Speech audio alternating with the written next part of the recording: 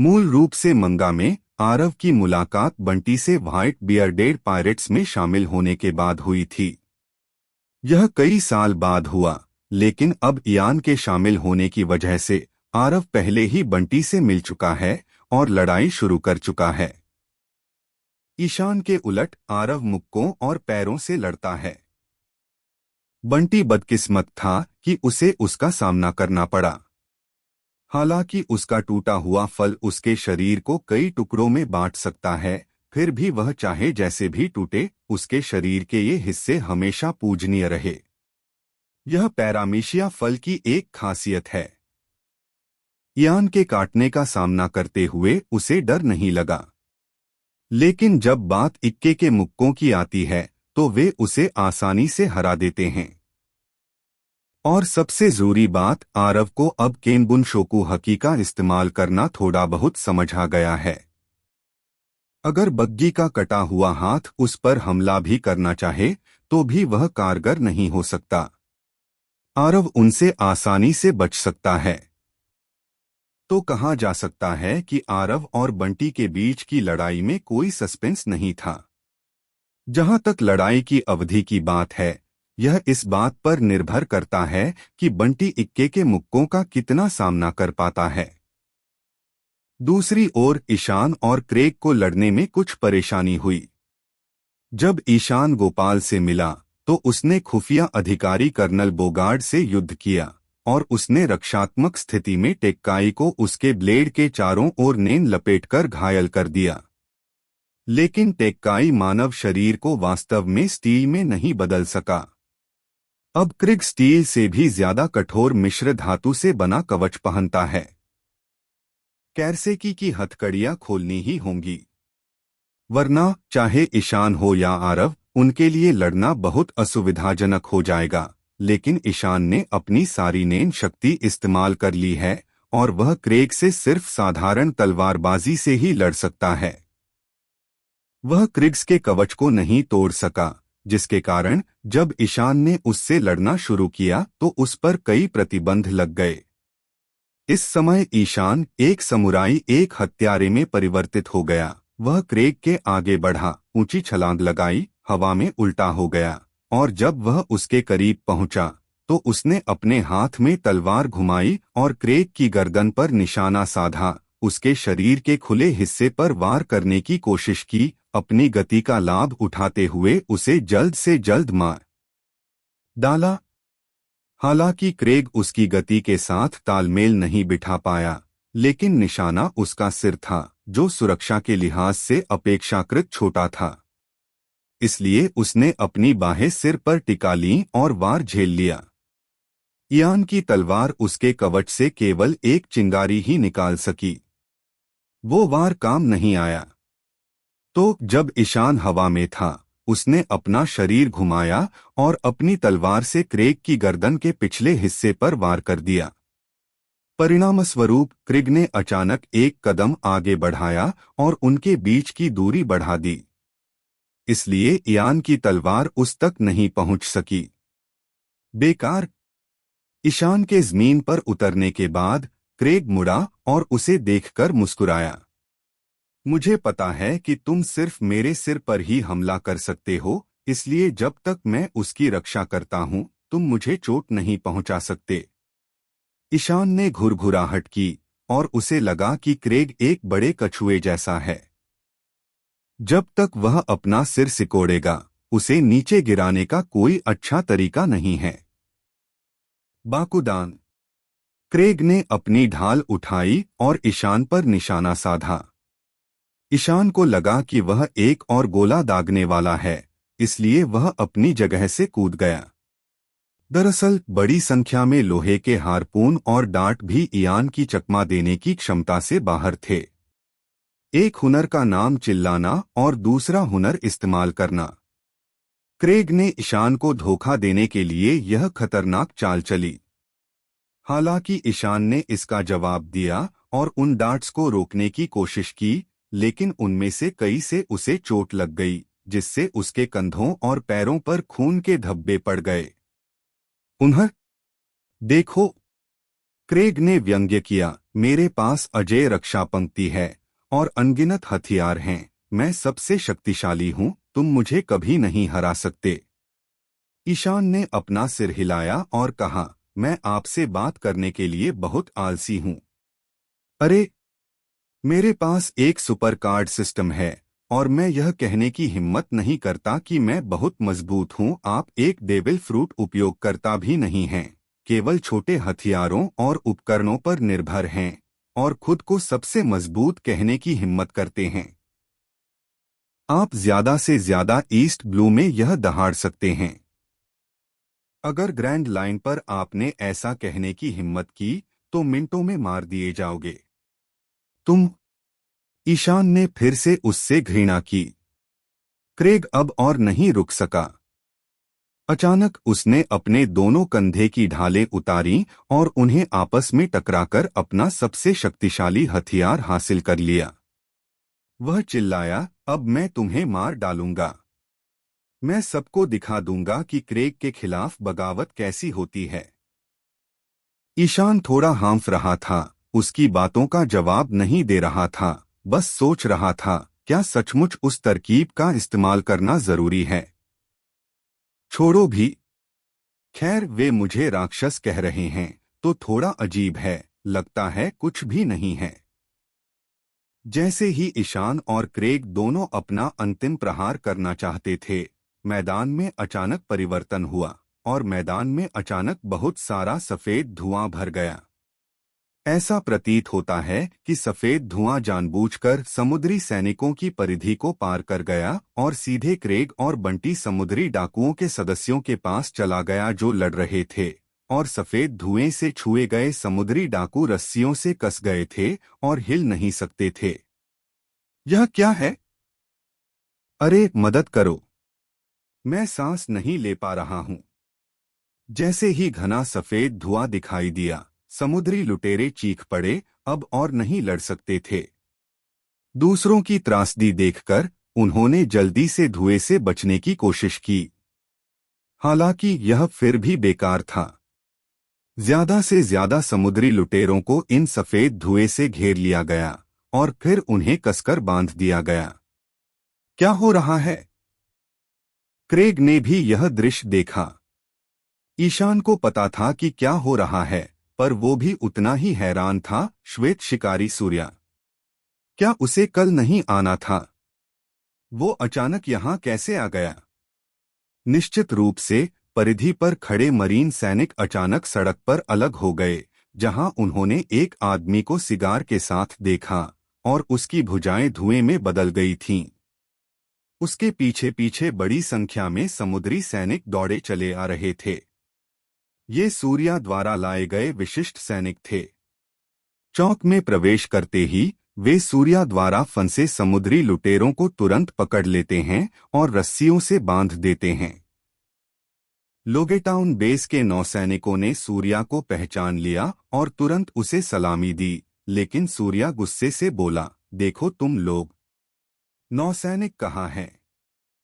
समुद्री लुटेरों को उत्पात मचाते देख रहे हो? क्या तुम्हारे हाथों में सारी बंदूकें सजी हुई हैं? किसी ने जवाब देने की हिम्मत नहीं की। उनमें से बहुतों ने शर्म से अपना सिर झुका लिया, लेकिन किसी तरह पूर्व कप्तान सहित लोगेटाउन के सभी सैनिकों को चुपचाप राहत मिली। नया पर्यवेक्षक आ गया है और वह समर्थन लेकर आया है, इसलिए लॉकडाउन को अब बचा लिया जाना चाहिए। 2 वाक्यों की डांट के बाद सूर्या चुप हो गया। उसने भी मैदान की स्थिति देखी। समुद्री लुटेरों की संख्या नौसैनिकों से कहीं ज्यादा थी। स्वाभाविक रूप से वह शहर के नौसैनिकों की मुश्किलों को भी समझता था, इसलिए उसने उन्हें और शर्मिंदा नहीं किया। उसने कहा, क्या तुम इन समुद्री लुटेरों को पकड़ने में मदद नहीं करोगे? आह, हाँ सर। लोगेटाउन के समुद्री सैनिक जल्दी से एक जगह पर पहुंचे और फिर दूसरे सैनिकों की मदद के लिए पीछे चले गए। गोलियों की आवाज गूंजने लगी और अंततः नौसैनिकों ने गोलीबारी शुरू कर दी, जिससे उन सभी समुद्री लुटेरों को मार गिराया गया जिन्होंने सीधे प्रतिरोध करने का साहस किया था। सूर्या ने चौक के बीचों बीच खून के तीखे धब्बे देखे। वह भी लाशों को सीधे देख नहीं पाया। उसने सिर घुमाया और पूछा, उन लोगों का क्या हुआ? पूर्व कप्तान ने उत्तर दिया, कर्नल सूर्या, लंबी तलवार वाला युवक एक समुद्री डाकू शिकारी है। क्रेग और बंटी दोनों समुद्री डाकू उससे बदला लेने आए थे और जमीन पर लाशों का ढेर समुद्री डाकू शिकारी ने ही लगाया था। सूर्या ने उसे घूरते हुए कहा, तुम्हारा मतलब है उसने अकेले ही इतने सारे समुद्री लुटेरों को मार डाला? हाँ? कप्तान ने सिर हिलाया। सूर्या चुप हो गया और मैदान में खड़े ईशान को गौर से देखने लगा। जब उसने अपनी टोपी देखी तो उसका दिल अचानक धड़क उठा। इस आदमी का उस जालिम कुणाल से क्या लेना देना? पहली बार सूर्या ने सोचा, समुद्री लुटेरों के साथ इतना असभ्य व्यवहार, यह व्यवहार तो बिल्कुल कुणाल जैसा ही है। मुख्यालय के एक कर्नल के रूप में सूर्या स्वाभाविक रूप से बार्थोलोम्यू कुणाल के बारे में जानता है, इसलिए स्वाभाविक रूप से उसने शिचिबुकाई के इस अत्याचारी के बारे में सुना है। यद्यपि वह एक समुद्री डाकू था, बार्थोलोम्यू कुणाल कई समुद्री डाकुओं के लिए एक बुरा सपना था। वह वास्तव में समुद्री डाकुओं से नफरत करता है और लगभग सभी समुद्री डाकू जिनसे वह मिलता है मारे गए और जहाज बर्बाद हो गए। वह व्यक्ति है जो वातावरण को संकुचित रखने और एक पल में फटने की क्षमता रखता है। यह उर्सस शॉक नामक एक भयानक चाल है। विनाशकारी शक्ति प्रथम श्रेणी की है। जिस दृश्य में कुम ने लड़ाई की है वह आमतौर पर ऐसा होता है जैसे कि एक तूफान से फटा हुआ हो, जहाजों का उल्लेख नहीं करने के लिए, या यहाँ तक कि विशाल चट्टानों को भी उसके द्वारा आसानी से नष्ट किया जा सकता है। सबसे बुरी चीज जो एक समुद्री डाकू समुद्र में सामना कर सकता है। इसी कारण कुणाल को तानाशाह की उपाधि मिली। सूर्या कुणाल के बारे में जानता था, लेकिन उसने यह उम्मीद नहीं की थी कि उसने एक युवा समुद्री डाकू हंटर को कुणाल के समान टोपी पहने हुए देखा था, जो समुद्री डाकू के साथ उसी क्रूर और निर्दयी तरीके से व्यवहार करता था। सूर्या ने पहले जो हुआ वो नहीं देखा था, इसलिए उसे समझ नहीं आया कि उस वक्त ईशान को इतना गुस्सा क्यों आ रहा था। हो सकता है कि उसके पास एक जैसी टोपी होना ही काफी न हो, लेकिन उसका व्यवहार भी कुणाल जैसा ही था, ये कोई इत्तेफाक नहीं है। इसलिए आते ही उसने पहली नजर में ही ईशान की तुलना अत्याचारी कुणाल से कर दी। सूर्या ने पलटकर आरव और बंटी को भी देखा और फिर ऐस की पहचान पूछी, लेकिन आरव के बारे में शहर के नौसैनिकों को ज्यादा कुछ पता नहीं था। आखिरकार आरव अभी अभी समुद्र में निकला था। वह 10 पेड़ पायरेट का इकलौता सदस्य और निर्माता था, इसलिए वहां के नौसैनिक उसे इयान का दोस्त ही मान सकते थे। उन्हें लगा कि आरव भी एक समुद्री डाकू शिकारी है। सबको पकड़ लो, सूर्या ने सोचा और निर्णय लिया। समुद्री सैनिक दंग रह गए और सावधानी से पूछा, क्या हमें उन 2 समुद्री डाकू शिकारियों को पकड़ना चाहिए? सभी? सूर्या ने हाँ में सिर हिलाया और कहा, भले ही वे समुद्री डाकू शिकारी थे, दंगा तो उन्होंने ही किया था, इसलिए उन्हें स्पष्टीकरण देना ही पड़ा। जब सूर्या ने आदेश दिया तो समुद्री सैनिकों ने तुरंत कार्रवाई की। आरव बंटी को पीट पीट कर उसकी नाक और चेहरा सूज चुका था। वह अभी झुका ही था कि सीस्टोन की चाबी जो उससे गिरी थी उसे उठा लिया। अचानक एक मरीन सैनिक ने उसके सामने जमीन पर गोली चला दी। आरव चौंक गया। उसने ऊपर देखा तो कई मरीन सैनिक उसकी ओर बंदूकें तान रहे थे। तुम क्या कर रहे हो? आरव दंग रह गया। वो ईशान को इन समुद्री लुटेरों से लड़ने में मदद कर रहा था। क्या उसे सही पक्ष में नहीं होना चाहिए था? कर्नल स्मोकर का आदेश। एक मरीन सैनिक ने आरव से कहा, हालांकि तुम समुद्री डाकू हो, फिर भी हमें तुम सबको पकड़ना होगा। आरव उन लोगों से घिरा हुआ था, इसलिए उसने अपनी टोपी खींची और ईशान पर चिल्लाया, माफ करना ईशान, मरीन मुझे पकड़ लेंगे। मैं जा रहा हूं। तुम्हें होटल में उस बूढ़े आदमी को लिखा पत्र मिलेगा, जाकर खुद ले आओ। चलो भविष्य में फिर मिलेंगे। आरव ने अंततः यह वाक्य छोड़ दिया और बाहर भाग गया। मरीन्स ने कभी नहीं सोचा था कि आरव भागेगा। वे पूरी तरह से भ्रमित थे। आरव कोई समुद्री डाकू शिकारी नहीं, बल्कि एक समुद्री डाकू था। वह मरीन्स द्वारा गिरफ्तार होने को कैसे तैयार हो सकता था? भागना अजीब है। जब उन्होंने प्रतिक्रिया व्यक्त की और उसे पकड़ना चाहा, तो उन्होंने पाया कि ऐस की गति उनकी अपेक्षा से कहीं अधिक थी। लेकिन तभी सफेद धुएं का एक बादल ऊपर तैरता हुआ आरव की ओर बढ़ा। सूर्या उसे घूर रहा था और जब ईशान ने देखा कि आरव भागने वाला है, तो उसने अपनी चाल चली। ये क्या है? खुद को धुएं के गुबार में उलझा देख आरव पहले तो समझ ही नहीं पाया था। सूर्या ने जोर लगाया तो अचानक उसकी कमर का गला घोंट दिया गया। अरे यार! आरव ने हाथ बढ़ाकर सफेद धुएं को खोलने की कोशिश की, लेकिन उसका हाथ उसमें से निकल गया। विरोध मत करो, यह बेकार है। सूर्या ने दूर से यह दृश्य देखा और हंसते हुए कहा, मैं लोगिया डेविल फ्रूट का उपयोग करता हूं। परिणामस्वरूप सूर्या ने उसे पकड़ तो लिया, लेकिन उसके संघर्ष में ऐस की कलाई पर लगी कैरसे की हथकड़ी अचानक सफेद धुएं को छू गई, जिससे सूर्या तुरंत अस्थिर और आहत हो गया। फिर आरव आसानी से भाग निकला। उन्हें आरव को थोड़ा आश्चर्य हुआ कि हथकड़ियों का अभी भी ऐसा असर था, इसलिए वह बिल्कुल नहीं डरा और आगे की ओर दौड़ता रहा और बंदरगाह की ओर चल पड़ा। सूर्या को अंदाजा नहीं था कि ऐस की कलाई पर कैरसे की हथकड़ियां हैं। उसे पता था कि इस हालत में वह उसे पकड़ नहीं पाएगा। आखिर वो आदमी कौन है? उसके हाथों में कैरसे की हथकड़ियां कैसे हो सकती हैं? सूर्या हैरान था, पर बस आरव को जाते हुए देख रहा था। आरव के अलावा क्रेग और बंटी जैसे कई समुद्री डाकू भी बेतहाशा भाग रहे थे। नौसैनिकों के अचानक हस्तक्षेप ने दोनों समूहों को लड़ने से रोक दिया। समुद्री डाकुओं का स्वाभाविक भय उन्हें अनजाने में ही भागने पर मजबूर कर रहा था। सूर्या आरव को जाते हुए देख ही नहीं पा रहा था, क्योंकि वहां पर्याप्त संख्या में मरीन नहीं थे।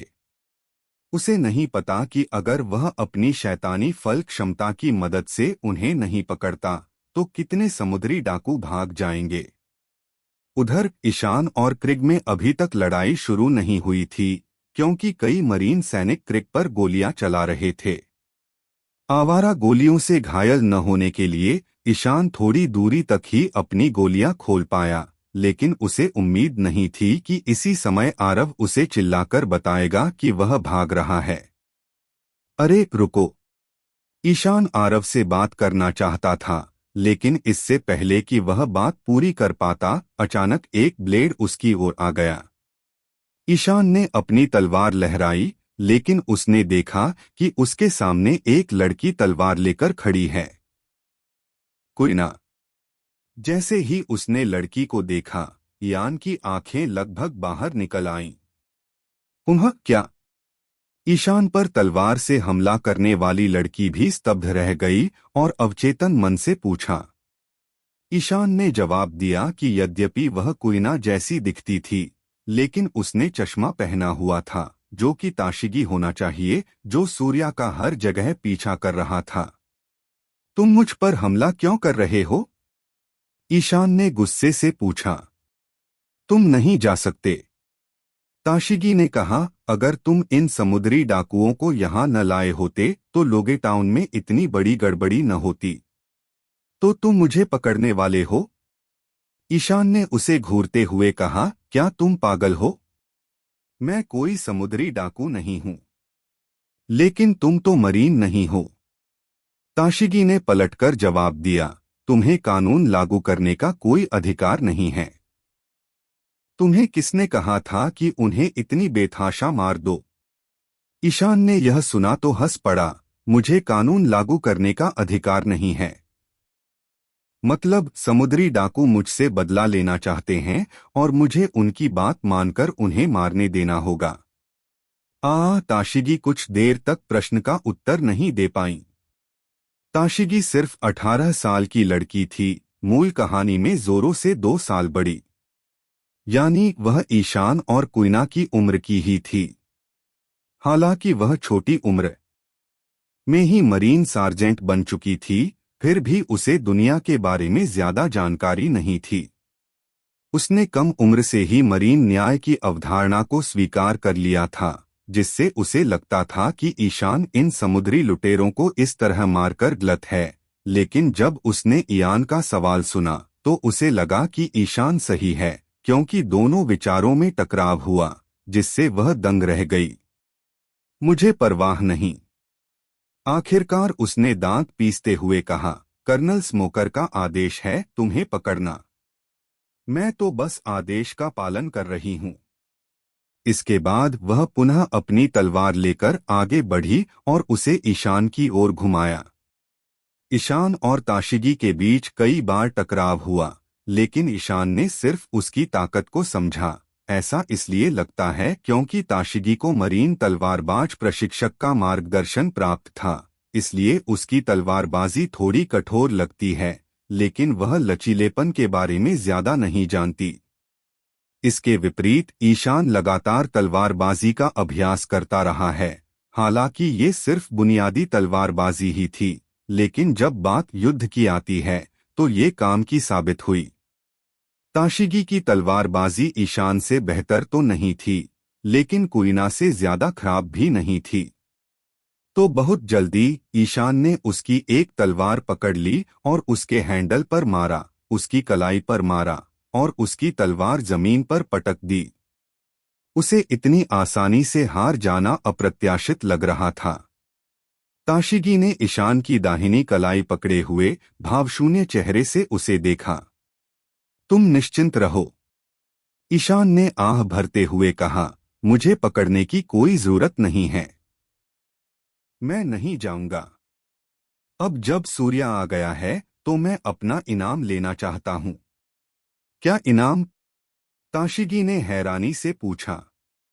क्रिग्स के सिर का इनाम, ईशान ने उसे जवाब दिया, फिर मुड़कर अचानक चिल्लाया, क्रिग्स! वह चिल्लाए बिना ऐसा नहीं कर सकता था। क्रेग एक चालाक आदमी भागने की सोच रहा था। न सिर्फ उसे बल्कि बंटी को भी उसके साथी मोहजी और काबाजी चुपचाप ले गए।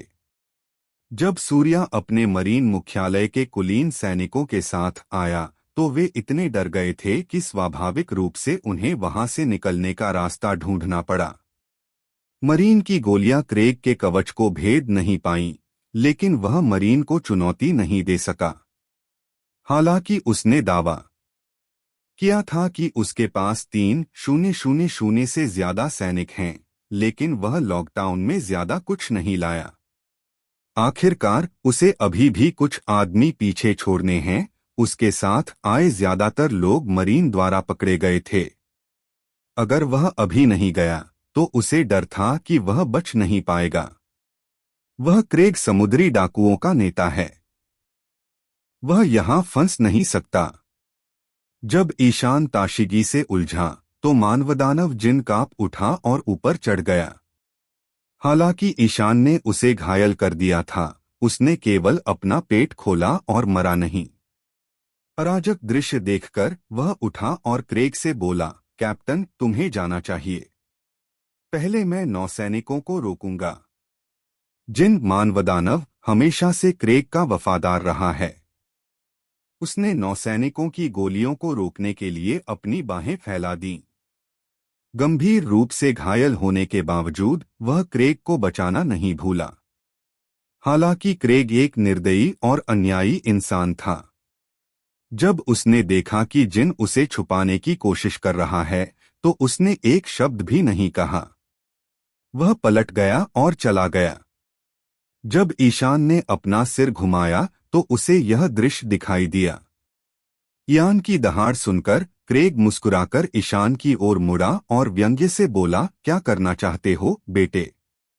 मुझे आज तुम्हें जाने देना होगा। क्या तुम्हें कृतज्ञता दिखाना नहीं आता? तुम क्या कह रहे हो? ईशान ने अपनी टोपी खींची और तिरस्कार से बोला, याद है मैंने पहले क्या कहा था? मैं तुम्हारा इनाम लेने जा रहा हूं।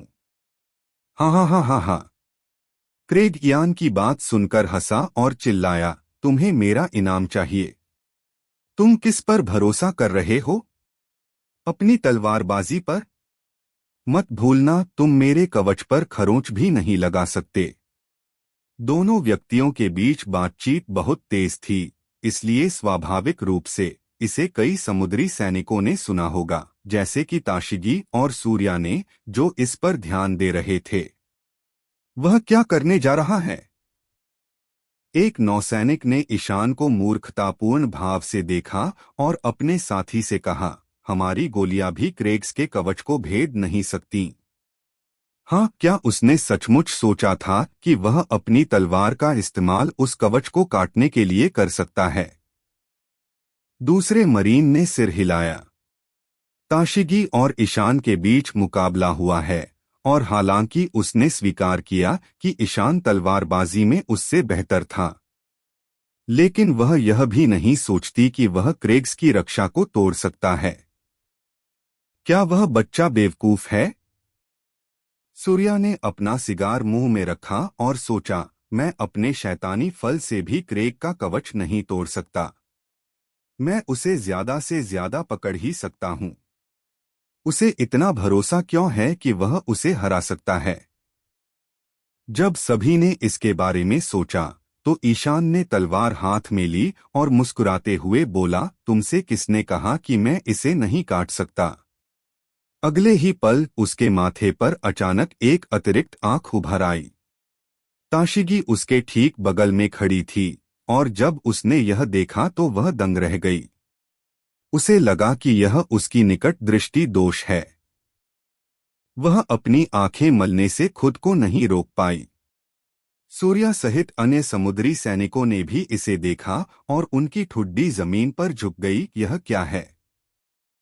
वास्तव में यह अचानक अतिरिक्त आंख सिर्फ एक भ्रम नहीं थी, क्योंकि ईशान ने ही के कार्ड के इविल आई एक्सपर्ट कौशल का उपयोग किया था। इविल आई एक्सपर्ट एक ऐसा कौशल है जो निष्क्रिय स्थिति में प्रतिद्वंद्वी की ताकत का मोटे तौर पर अंदाजा लगा सकता है, लेकिन जब इसे सक्रिय किया जाता है तो यह मेजबान ईशान के नेन मूल्य को 100% तक बढ़ा सकता है। यह वृद्धि अस्थायी है और प्रति सेकंड ईयान की 10% जीवन शक्ति लेती है। यानी ईशान इस कौशल का उपयोग अधिकतम 9 सेकंड तक ही कर सकता है। यदि वह 10 सेकंड के भीतर ऐसा नहीं करता है तो ईयान का जीवन मूल्य 0 हो जाएगा और वह वास्तव में मर सकता है। हालांकि सिर्फ 9 सेकंड, लेकिन यह हुनर बहुत शक्तिशाली है। ईशान ने अपना नेन मान जरूर खाली कर दिया था, लेकिन इस समय वह भर गया था और दोगुना भी हो गया था। अब उसके पास 224 नेन पॉइंट हैं।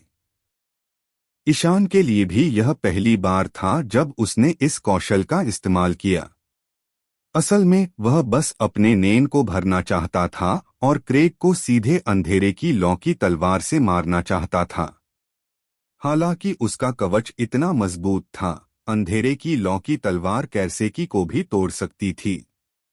कोई कारण नहीं था कि वह अपना कवच न काट सके।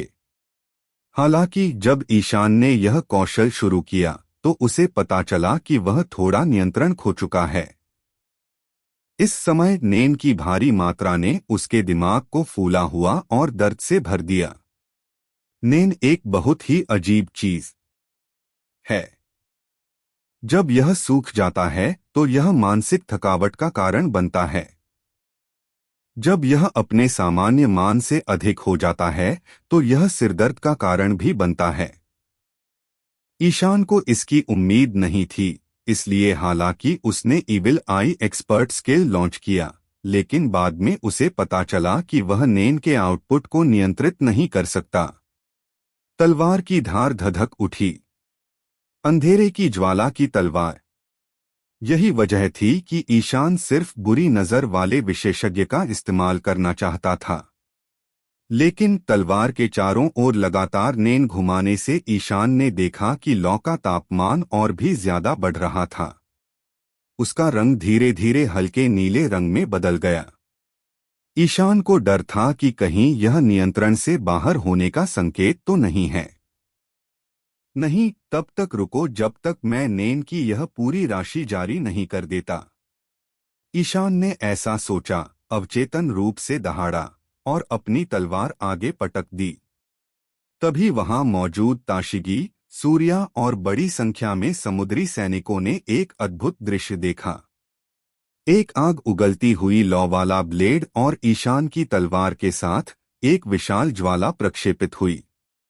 ज्वाला इतनी तेज उड़ी कि जब क्रेग ने उसे देखा तो उसे प्रतिक्रिया देने का समय ही नहीं मिला। वह सीधे उसके शरीर से होकर गुजर गई और यहीं नहीं रुकी, बल्कि फ्रेम क्रेग के पीछे रखी लकड़ी की बेंच को चीरता हुआ एक बार फिर से गुजर गई। चौक के किनारे एक इमारत से टकराने के बाद वह अंततः गायब हो गई। पुनः उस इमारत के पत्थर पर एक लंबा कटा हुआ निशान था और एक अजीब सा धुआं था। एक कर्कश ध्वनि आई, निष्पादन मंच धीरे धीरे विकृत हो गया। तलवार प्रक्षेप्य द्वारा काटे गए ब्रैकेट की स्थिति ने एक साफ कट किनारा छोड़ दिया और असमान बल के कारण निष्पादन मंच अचानक ढह गया और क्रेग सदमे से धीरे धीरे जमीन पर गिर पड़ा। उसकी छाती के सामने का कठोर मिश्र धातु का कवच टूट गया था और खून बह रहा था। जब क्रेग घुटनों के बल बैठा तो उसका आधा शरीर जमीन पर टेढ़ा होकर गिरने लगा। इयान के प्रहार से उसका शरीर दो टुकड़ों में बंट गया। क्या कैप्टन? जिन ने अपना सिर घुमाया और क्रेग को घुटनों के बल बैठे हुए देखा। क्रेग समुद्री डाकू रेजिमेंट के सदस्य जिन्हें पकड़ लिया गया था और चौक में बांध दिया गया था, अभी भी मरीन पर जोर जोर से चिल्ला रहे थे। लेकिन जब उन्होंने यह दृश्य देखा तो वे सभी स्तब्ध रह गए। कैप्टन मर गया। कोई यकीन नहीं करना चाहता, लेकिन बात बस ऐसी ही है। क्रेग के शरीर का ऊपरी आधा हिस्सा धीरे धीरे सभी समुद्री लुटेरों की नजरों के नीचे सरक गया। अपने समुद्री लुटेरों की नजर में अजय नेता भागने की कोशिश करते समय मारा गया। कहने का तात्पर्य यह है कि क्रेग एक नेता के रूप में काफी सफल रहे। उन्होंने समुद्री डाकू रेजिमेंट में अपना दबदबा जरूर स्थापित किया, लेकिन जब उनकी मृत्यु हुई तो जंजीरों का प्रभाव दिखाई दिया। मानो उस क्षण किसी ने एक अजीब तरह का निचला हिस्सा दबा दिया हो। सभी क्रेग समुद्री डाकू जो मरीन सैनिकों से लड़ रहे थे, अब प्रतिरोध करने में असमर्थ थे और उनके हथियार खड़खड़ाहट के साथ जमीन पर गिर पड़े, जिससे मरीन सैनिकों के लिए उन्हें गिराकर बांधना आसान हो गया। इससे कई समुद्री सैनिकों की हताहतों की संख्या में वस्तुतः कमी आई है। ताशिगी जमीन पर गिर पड़ी और उसे उल्टी आने लगी। हालांकि उसने पहले भी समुद्री लुटेरों की लाशें देखी थीं, लेकिन उन्हें मरते नहीं देखा था। लेकिन अब यह उससे अलग था। उसने क्रेग को मरते देखा। लेकिन उसी समय उसने आश्चर्य से ईशान को देखा। उसे अंदाजा भी नहीं था कि उसकी उम्र का दिखने वाला वह युवक इतना जबरदस्त तलवारबाज है। हालांकि इस दुनिया में कई अजीबोगरीब तोपें और बंदूकें हैं, लेकिन कई लोग ठंडे हथियारों का इस्तेमाल भी करते हैं। इनमें तलवारें सबसे ज्यादा इस्तेमाल होने वाला हथियार हैं। तलवारबाज जिस उच्च स्तर तक पहुंच सकते हैं वह है टोबू जांगेकी, जिसे आमतौर पर फ्लाइंग स्लैश के नाम से जाना जाता है। हाँ, यहाँ के लोग इसे आध्यात्मिक प्रक्षेप्य कहना पसंद नहीं करते, बल्कि वे इसे उड़ते हुए वार कहते हैं, क्योंकि इस तरह के हमले में केवल तलवार का ही इस्तेमाल नहीं किया जाता था। रोकुशिकी की 6 तकनीकों में से एक रंक्यकु भी इसी तरह उभर कर आती है। ताशिगी की नज़र में ईशान ने जो हमला किया था वह निस्संदेह एक फ्लाइंग स्लैश था, इसलिए स्वाभाविक रूप से उसे मजबूत तलवारबाजों की श्रेणी में रखा गया। इस उड़ते हुए स्लैश का सिद्धांत सरल था। ईशान ने इसे बनाने के लिए अपने नेन का इस्तेमाल किया, जबकि दूसरे तलवारबाजों ने अपनी हकी से इसे काट दिया। हकी मानव जीवन में अंतर्निहित है और इसे प्रकट करने के लिए निरंतर अभ्यास की आवश्यकता होती है। अभ्यास की प्रक्रिया में लोगों में धीरे धीरे ऊर्जा की भावना उत्पन्न होगी, जो हकी का प्राथमिक रूप है। हालांकि प्रारंभिक अवस्था में शक्ति की भावना बहुत प्रबल नहीं होती, इसे साकार नहीं किया जा सकता, लेकिन इसका उपयोग भी किया जा सकता है, जैसे ज़ोरोस ने 108 पाउंड के फीनिक्स को उड़ाया। अन्य लोग आश्चर्यचकित थे। ईशान खुद हैरान था। यह पूरी तरह से बेहोश व्यवहार था। विशाल नेन नियंत्रण से बाहर होने वाला था। वह बस कुछ का उपभोग करना चाहता था, लेकिन उसने अनजाने में इतना शक्तिशाली प्रक्षेप्य लॉन्च किया। चूंकि इसे अंधेरे की ज्वाला की तलवार से भेजा गया था, इसलिए ईशान ने बुरी नज़र विशेषज्ञ से प्राप्त इन नेन को छोड़ दिया और इस भारी मात्रा ने इसे ठोस बना दिया। यह हवा को वेल्डिंग करके स्टील को काटने जैसा है। क्रेग्स का कवच इस कटाव के सामने कोई सुरक्षात्मक प्रभाव नहीं डाल सकता। ईशान हैरान था, एक तो काटने के असर की वजह से, और दूसरा क्योंकि उसने खुद कभी सोचा ही नहीं था कि नेन का इस तरह इस्तेमाल हो सकता है। क्या नेन मेरे शरीर से निकल सकता है? नेन का इस्तेमाल उसने पहले ज्यादातर उलझाने, जोड़ने या खुद को वेल्डिंग करने के लिए किया था। उसने यह भी सोचा था कि इसे मूर्त रूप दिया जा सकता है या फैलाया जा सकता है, लेकिन उसने इसे छोड़ने के बारे में कभी नहीं सोचा था। वह हमेशा यही मानता था कि नेन का इस्तेमाल सिर्फ उसी पर किया जा सकता है। निस्संदेह इस आंख खोलने वाले अनुभव ने ईशान को एक नया रास्ता दिखाया। इस समय ईशान ने सिस्टम को बात करते हुए सुना, यह सुझाव देते हुए कि उसकी उन्नत तलवार कौशल स्तर में सुधार हुआ है। ईशान दंग रह गया और उसने जल्दी से जांच की और पाया कि बात सच थी। तलवारबाजी कौशल की जो अड़चन लंबे समय से अटकी हुई थी, वह अब टूट चुकी थी और अब वह विशेषज्ञ स्तर की तलवारबाजी कौशल तक पहुंच चुकी थी। विशेषज्ञ स्तर की तलवारबाजी की गति +40%, विनाशकारी शक्ति +40%। आप तलवार प्रक्षेप्य हमले का उपयोग कर सकते हैं। प्रवीणता 0/10 करोड़। तलवारबाजी कौशल में सुधार का मतलब है कि ईयान की तलवारबाजी की गति और काटने की शक्ति तदनुसार बढ़ गई है, लेकिन ईशान ने हमेशा महसूस किया है कि इन बुनियादी कौशल की सबसे महत्वपूर्ण भूमिका कुछ कार्ड कौशल का उपयोग करना होना चाहिए। हालांकि तलवारबाजी की अड़चन में सफलता फ्लाइंग स्लैश को काटते समय हुई एक गलती के कारण हुई। इससे ईशान को आश्चर्य हुआ कि क्या ये बुनियादी कौशल उन्नत स्तर तक पहुंचने के बाद किसी खास तरह से सफलताएं ही नहीं हैं। वर्तमान तलवारबाजी कौशल की सफलता की तरह साधारण तलवारबाजी तकनीक में भी सुधार की ज्यादा गुंजाइश नहीं है। इसके बजाय इसे नेन के इस्तेमाल के साथ मिलाकर एक सफलता हासिल की जा सकती है। इसलिए भविष्य में उन्नत अभ्यास कौशल को भी इसी तरह विशेषज्ञ स्तर तक पहुंचना चाहिए। क्या उसे व्यापक अनुप्रयोग में सफलता पाने के लिए अन्य बुनियादी कौशलों का भी उपयोग करना चाहिए? बेशक इन समस्याओं पर चर्चा करना अभी जल्दबाजी होगी और ईयान का अनुमान बेकार है। अब विशेषज्ञ स्तर के तलवारबाजी कौशल की मांग 10 गुना बढ़ गई है। इसे पूरा होने में 10 करोड़ लगते हैं। बुनियादी कौशल को उन्नत करना जितना कठिन होगा, उतना ही अधिक समय लगेगा। तलवार को अपने हाथ में वापस रखते हुए ईशान ने जब नेन के खाली मूल्य को फिर से देखा, तो वह राहत महसूस करने से खुद को नहीं रोक सका। उसके द्वारा अभी अभी शुरू किए गए वार ने उसके सारे नेन को उड़ा दिया। हालांकि यह केवल कुछ सेकंड के लिए था, लेकिन यह एहसास अच्छा नहीं था। बुरी नजर विशेषज्ञों के कौशल के सक्रिय रूप से खुलने के बाद जीवन मूल्य का नुकसान अप्रत्याशित रूप से उसके शरीर में परिलक्षित हुआ। वह बेहद कमजोर और थका हुआ था। यह नेन का सेवन करने से होने वाली मानसिक थकावट से अलग है। इस बार यह एक वास्तविक शारीरिक दर्द था। यह एक गंभीर रूप से घायल व्यक्ति की तरह है। यह शारीरिक शक्ति का नुकसान और पूरे शरीर में दर्द है। उसके लिए एक उंगली हिलाना भी मुश्किल था। इस स्थिति ने ईशान को बहुत सतर्क कर दिया।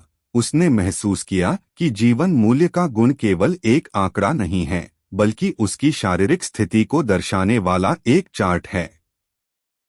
जैसे जैसे उसकी जीवन शक्ति कम होती जाएगी, शरीर पर विभिन्न लक्षण दिखाई देंगे। ये कार्ड अपने जीवन मूल्य बोनस के साथ आए थे, जो वास्तव में उसकी अपनी जीवन शक्ति बढ़ाने के लिए नहीं थे, बल्कि एक एंटी स्ट्राइक शील्ड की तरह थे। एक बार जब मेजबान को बहुत ज्यादा नुकसान पहुंचता है, तो वह मर जाएगा। जिन घुटनों के बल गिर पड़ा और उसका चेहरा आंसुओं और खून से लथपथ था। ईशान कुछ देर तक चुपचाप उसे देखता रहा। वह सचमुच क्रेग का वफादार था, लेकिन वह गलत इंसान का वफादार था। क्रेग अपने मातहत लोगों के साथ इंसान नहीं, बल्कि कुत्तों जैसा व्यवहार करता था और मुश्किल घड़ी में उनकी बलि चढ़ा देता था। लेकिन वे जरा भी नहीं हिचकिचाए। ऐसे इंसान के प्रति वफादार होना बेकार था। एक मरीन सैनिक को आते, जिनको बांधते और ले जाते देखकर अंदाजा लगाया जा रहा था कि उसका इलाज होगा। ईशान को पूरी उम्मीद थी कि अगर वह बच गया तो उसे क्रेग से बेहतर कोई मालिक मिल जाएगा। बाद में वह उससे बदला लेगा या नहीं, इस बात की ईशान को ज्यादा परवाह नहीं थी। ईशान को क्रेग को मारने का कोई पछतावा नहीं था। वह उसे इतनी जल्दी मार गिराने के लिए शुक्रगुजार भी था। क्रेग का हथियार जानलेवा जहरीला गैस बम MH5 मत भूलना। एक बार जब यह आदमी इसे छोड़ेगा तो यह राक्षसी अराजकता फैला देगा। चौक में मौजूद नौसैनिकों को होश आ गया था और उन्होंने गंदगी साफ करनी शुरू कर दी थी, लेकिन चाहे वे नौसैनिक थे या उनके द्वारा पकड़े गए समुद्री डाकू, वे सभी भय और खामोशी के साथ ईशान को देख रहे थे और कभी कभी वे ढह चुके फांसी के मंच को देख रहे थे। सब समझ गए कि इस बार मामला वाकई बड़ा था और इतने सारे समुद्री डाकू मारे गए, यहाँ तक कि ईस्ट ब्लू का तानाशाह भी मौके पर ही मारा गया। लोगेटाउन के दर्शनीय स्थल फांसी का चबूतरा ढह गया। हालांकि यह जानबूझकर नहीं हुआ था, लेकिन जब लोगेटाउन के निवासी आकर देखेंगे तो मरीन क्या समझाएंगे। जब सूर्या ईशान की ओर आया तो उसने इयान की कलाई पर बंधी कैरसे की हथकड़ी देखी और उसे लगा कि शायद उससे कोई गलती हुई है। उसके सामने खड़ा युवा समुद्री डाकू शिकारी शैतानी फल का इस्तेमाल करने वाला नहीं लग रहा था। सूर्या ने पहले तो सोचा कि वह भी उनमें से एक है, लेकिन कैरसेकी से हथकड़ी लगे हुए उसे वह भयानक वार करते देखकर उसे यकीन हो गया कि वह शैतानी फल का इस्तेमाल करने वाला नहीं है। सूर्या लंबे समय से ग्रैंड लाइन स्थित मरीन मुख्यालय में थे, इसलिए उन्हें अच्छी जानकारी थी। हालांकि उन्हें पता था कि ईशान शैतानी फल का इस्तेमाल नहीं करता, फिर भी सूर्या को उसकी तलवार पर लगी लौ देखकर कोई आश्चर्य नहीं हुआ। इस दुनिया में बहुत सारे अजीबोगरीब लोग हैं। ऐसा नहीं है कि जिनके पास शैतानी फल नहीं है, वे इस क्षमता का इस्तेमाल नहीं कर पाएंगे। इसके विपरीत जब ईशान चल रहा था तो इयान के माथे पर तीसरी आंख के भ्रम के बारे में उसे जिज्ञासा हुई। ईशान के पास पहुंचते ही उसने पूछा, क्या तुम्हारा कोई 3 आंखों वाला वंश नहीं है? इस सवाल ने ईशान को स्तब्ध कर दिया। बेशक वह उस भ्रम को नहीं देख पाया जो उसे बुरी नजर विशेषज्ञ कौशल का इस्तेमाल करते समय हुआ था। उसे नहीं पता था कि उसके माथे पर क्या हो रहा है, इसलिए वह स्मोकर के सवाल से उलझन में पड़ गया और बोला, 3 आंखों वाला वंश क्या है? सूर्या समझ गया कि ईशान को उसकी पृष्ठभूमि का पता नहीं है। एल इसलिए उसने अपना मुंह खोला और समझाया, मैंने सुना है कि ग्रैंड लाइन के दूसरे भाग में नई दुनिया में 3 आंखों वाले लोगों वाला एक द्वीप है। ओह, और? ईशान ने पूछा। भगवान के लिए XD। बेशक वह त्रिनेत्र जाति के अस्तित्व के बारे में जानता है। सिर्फ त्रिनेत्र जाति ही नहीं थी, बल्कि दैत्य जाति, बौने जाति, सर्पनेक जाति, मछलियां पुरुष जाति वगैरह भी थीं। उसे बस यह नहीं पता था कि सूर्या ने इसका जिक्र क्यों किया। दोनों आदमियों के बीच बातचीत बेमतलब थी और सूर्या को समझ नहीं आ रहा था कि क्या कहे। आखिरकार उसने ढहे हुए फांसी के तख्ते की ओर इशारा करते हुए कहा, ठीक है, बाकी बातें एक तरफ रख दो, अब हम क्या करेंगे? क्या हुआ? ईशान ने पलकें झपकाईं और मूर्ख बनने का नाटक किया। सूर्या ने धुएं का एक बादल उड़ाते हुए कहा, बेवकूफी का नाटक मत करो, खुद ही देख लो, तुम्हारे रूप से लोगेटाउन को कितनी परेशानी होती है। ईशान ने चारों ओर देखा और चौक पर खून के धब्बे और गड्ढे देखे। फांसी का चबूतरा ढह गया, घायल समुद्री डाकू और नौसैनिक जमीन पर कराह रहे थे। हर जगह पसीने से तर डॉक्टर घायलों का इलाज करने के लिए इधर उधर दौड़ रहे थे। युद्ध के बाद का यह एक दुखद दृश्य था। तुम इन सब के लिए मुझे दोष तो नहीं दे रहे हो ना? ईशान ने हाथ फैलाकर कहा, ये सब समुद्री लुटेरों ने बनाए हैं। लेकिन तुम्हें इतने सारे लोगों को नहीं मारना चाहिए। ताशिगी आई और ईशान से ऊंची आवाज में बोली। ईशान ने उसे एक खाली नजर से देखा, यह उनकी गलती है। आप? तभी सूर्या ने कहा, इतने भोले मत बनो ताशिगी। अब जब तुम औपचारिक रूप से मरीन बन गए हो तो तुम्हें इस तरह की चीजों की आदत डालनी होगी। अगर अब भी तुम में इतनी दया है तो बहुत जल्द समुद्री लुटेरे तुम्हें मार डालेंगे। ताशिगी को स्मोकर की आवाज की ठंडक का एहसास हुआ और वह अचानक बोल नहीं पाई। आखिरकार उसने अपना सिर घुमाया, खर्राटे लिए और गुस्से से वहां से चली गई। सूर्या ने सिर हिलाया। युवा नाविक ऐसे ही होते हैं। नौसैनिकों की वैचारिक शिक्षा के तहत वे शुरू से ही न्यायप्रिय और जोशीले होते थे। जब उन्हें और अनुभव होता है तभी उन्हें दुनिया की क्रूरता का एहसास होता है, चाहे वह समुद्री डाकू हो या नौसैनिक। मारो और मारे जाओ, यही नियति है। उसने ईशान की तरफ देखा और कहा, मैं तो तुम्हें पकड़ना चाहता था पर तुम भागे नहीं, तो बस हो गया। जैसा तुमने कहा, मुझे समुद्री लुटेरों की परवाह नहीं। गलती उनकी है, पर तुमने फांसी का प्लेटफॉर्म तोड़ दिया और यह हमेशा सच होगा। अब मैं तुम्हें 2 विकल्प देता हूं, या तो तुम मुआवजा दो या फिर प्लेटफॉर्म की मरम्मत की जिम्मेदारी खुद लो। लेकिन यह काम तुम खुद ही कर सकते हो। खुद करोगे? ईशान ने हैरानी से कहा, मैं लकड़ी का काम नहीं कर सकता। तुम चाहते हो कि मैं खुद करूं? ओह, तो आप इसके लिए भुगतान करने जा रहे हैं? सूर्या ने कहा। परिणामस्वरूप ईशान ने पहले सावधानी से पूछा कि क्या मैं पहले आपसे पूछ सकता हूं कि यदि मुआवजा दिया जाए तो कितना खर्च आएगा? कम से कम 50 मिलियन बेरीज। सूर्या ने एक संख्या बताई। ईशान अचानक उछल पड़ा और बोला, हाँ हाँ हाँ। पिछले चैप्टर में ईशान अपनी एक उंगली भी नहीं हिला पा रहा था XD, और अब उछल पड़ा, 50 करोड़। एक टूटे हुए जंग लगे स्टैंड के लिए तुम्हें 50 करोड़ चाहिए। तुम बैंक क्यों नहीं लूट लेते? बिल्कुल कीमत के लायक। सूर्या ने कहा, तुम्हें पता ही होगा कि यही वो फांसी का चबूतरा है जहां समुद्री लुटेरों के बादशाह रवि को फांसी दी गई थी। यह एक असली स्मारक है। लोगेटाउन आने वाले ज्यादातर पर्यटक इसी चबूतरे को देखने आते हैं।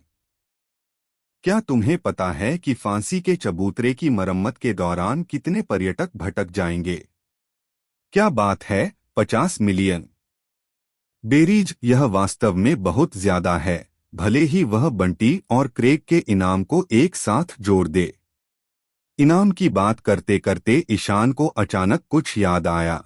वह दौड़कर क्रेग की लाश के पास गया और अपनी मुट्ठी में हीरे जड़े दस्ताने उतारे, उस पर लगे खून के धब्बे पोंछे और उसे अपनी जेब में रख लिया। ये भी पैसे ही हैं। सूर्या उसकी हरकतें देखता रहा और कुछ नहीं बोला। आखिरकार वह इस बात से इनकार तो नहीं कर सकता था कि ईशान ने क्रीग को मारा था। इसलिए इनाम ईशान को मिलना ही चाहिए और क्रीग की संपत्ति पर भी उसका हक है। हालांकि मरीन ने कई क्रिग्स समुद्री लुटेरों को पकड़ लिया है, लेकिन उनमें से कई भाग भी गए हैं। मरीन ने उनका पीछा कर